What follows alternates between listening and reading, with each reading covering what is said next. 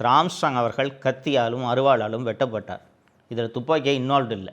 So அந்த திருவேங்கடம் வந்து துப்பாக்கி வச்சுருக்கேன் சார்னு சொன்னாலும் அப்புறமா வேறு யாரையாவது ஆள் அனுப்பிச்சு போய் துப்பாக்கி எடுத்துருக்கலாம். இல்லை திருவேங்கடத்தையே எடுத்து எதற்கு கொண்டு போய் விடியற் காலை 4 மணிக்கு யாருமே இல்லாத புழல் பகுதியில் கொண்டு போய் அவரை அந்த துப்பாக்கி எடுத்து கொடுக்க சொன்னாங்களாம்.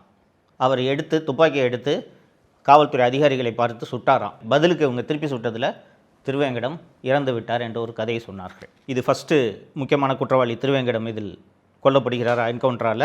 24 செப்டம்பர் 2024 அன்று இன்னொரு என்கவுண்டர் நடக்கிறது. இந்த இன்னொரு என்கவுண்டரு இந்த வழக்குக்கும் இதற்கும் சம்மதம் இல்லை என்று தான் வெளிப்பார்வைக்கு தோன்றும். அந்த 24 செப்டம்பர் 2024 அன்று என்கவுண்டர் செய்யப்பட்ட நபருடைய பெயர், அவர் ஹிஸ்ட்ரி ஷீட்டரு, ரவுடி. அவரோட பேர் வந்து சி சிங் ராஜா.